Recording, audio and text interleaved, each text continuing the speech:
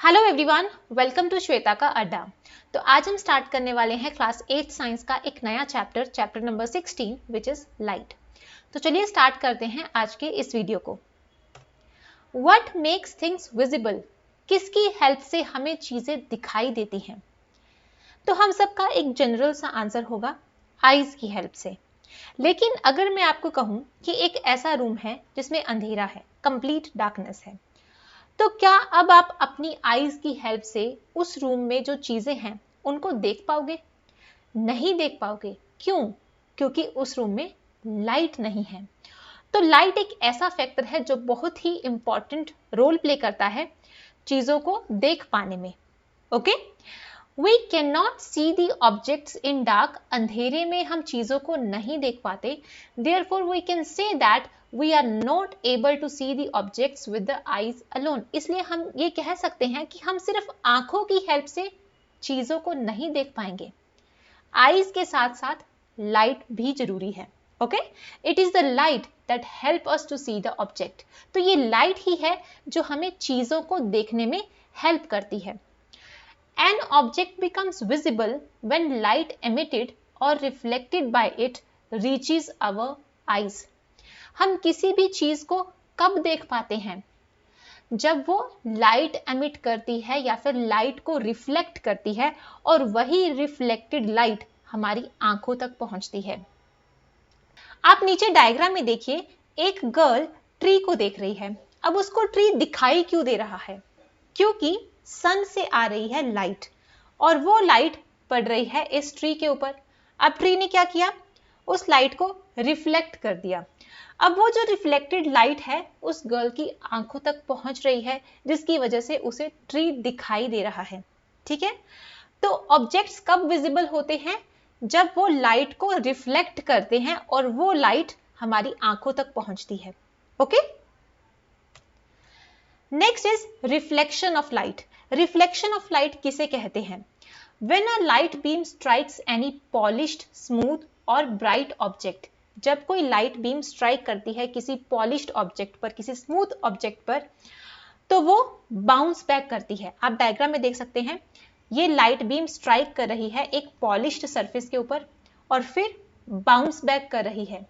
तो इस फिनोमिना को हम कहते हैं रिफ्लेक्शन ऑफ लाइट। ठीक है, यहां पर कुछ टर्म्स गिवन है, उन्हें हम वन बाय वन डिस्कस करते हैं। सबसे पहले हमारे पास है इंसिडेंट रे। इंसिडेंट रे किसे कहते हैं? द लाइट रे विच स्ट्राइक्स एनी सरफेस। ऐसी लाइट रे जो सरफेस के ऊपर स्ट्राइक करे, उस लाइट रे को हम कहेंगे इंसिडेंट रे। आप नीचे डायग्राम में देखिए, ये लाइट रे स्ट्राइक कर रही है एक सरफेस के ऊपर, इसीलिए इसे कहा गया इंसिडेंट रे।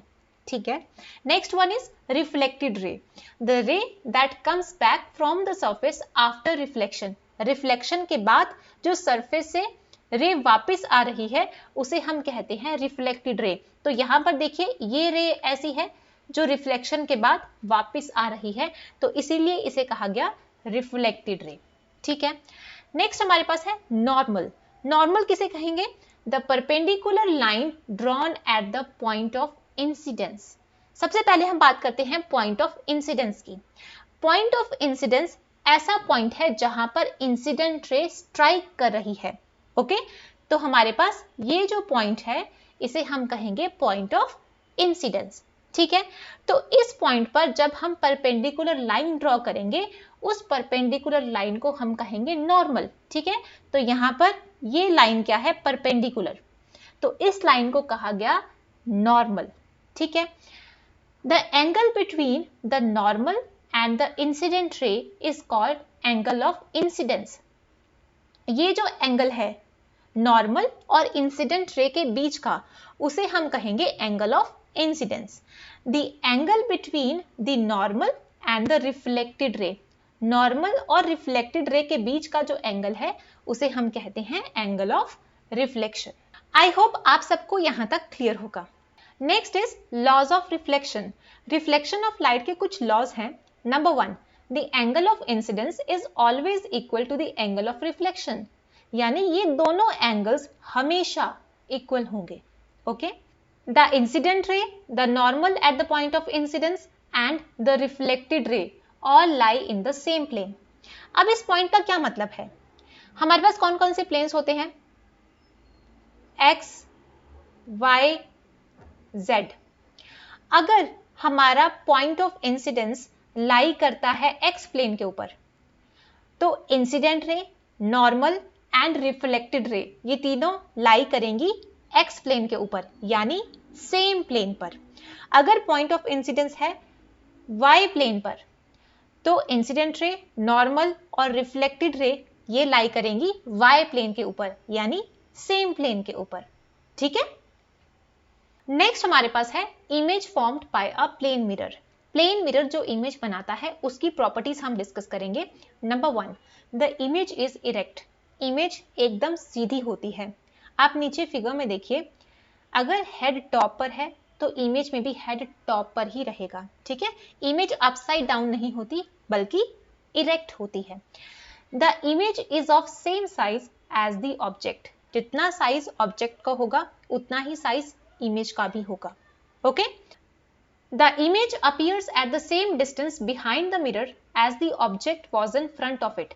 जितना ऑब्जेक्ट का डिस्टेंस मिरर के आगे होगा उतना ही इमेज का डिस्टेंस मिरर के पीछे होगा। The image can not be obtained on a screen because it is virtual. Plane mirror में जो इमेज बनती है उसे हम स्क्रीन पर नहीं ला सकते, क्योंकि वो इमेज वर्चुअल होती है, रियल नहीं होती। अगर रियल इमेज होगी तो उसे स्क्रीन पर लाया जा सकता है, लेकिन प्लेन मिरर में जो इमेज बनती है वो वर्चुअल इमेज होती है, रियल नहीं होती, इसलिए उसे स्क्रीन पर नहीं लाया जा सकता। ठीक है। वर्चुअल इमेज के कॉन्सेप्ट को आगे हम एक एक्टिविटी में डिस्कस करेंगे। Next is the image is laterally inverted. Plane mirror द्वारा जो इमेज बनाई जाती है वो लेटरली इन्वर्टेड होती है। लेटरल इन्वर्जन का मतलब क्या होता है? Lateral inversion means in an image formed by a mirror the left of the object appears on the right. Mirror द्वारा जो इमेज बनाई जाती है उस इमेज के अंदर जो ऑब्जेक्ट की लेफ्ट साइड होती है वो राइट साइड पर दिखाई देती है, and the right appears on the left. और ऑब्जेक्ट की जो राइट साइड है वो इमेज के अंदर लेफ्ट साइड पर दिखाई देती है। ओके। नेक्स्ट हमारे पास एक एक्टिविटी है, इसमें हम वर्चुअल इमेज को अच्छी तरह से जानेंगे। A source of light O is placed in front of a plane mirror PQ। एक प्लेन मिरर है PQ, उसके आगे हमने एक लाइट सोर्स प्लेस किया है विच इज O। उस लाइट सोर्स से 2 रेज आ रही हैं, OA और OC, और वो दोनों रेज इंसिडेंट हो रही हैं मिरर के ऊपर। आप डायग्राम में देख सकते हो। Okay. Draw normals to the surface of the mirror PQ। PQ के सरफेस के ऊपर हम 2 नॉर्मल्स ड्रॉ करेंगे, लेकिन कहां पर? Eight the points A and C। हम सब जानते हैं नॉर्मल किसे कहते हैं? ऐसी लाइन जो परपेंडिकुलर होती है at the point of incidence. ठीक है, तो यहां पर ये दोनों लाइंस क्या हैं? नॉर्मल्स। ठीक है। Then draw the reflected rays at the points A and C। अब इन दोनों पॉइंट्स से हम रिफ्लेक्टेड रेज ड्रॉ करेंगे, तो वो कुछ इस तरीके से जाएंगी, इस तरीके से रिफ्लेक्ट होंगी। ठीक है। Call the reflected raise AB and CD। In reflected raise को नेम दिया AB और CD। Extend them further.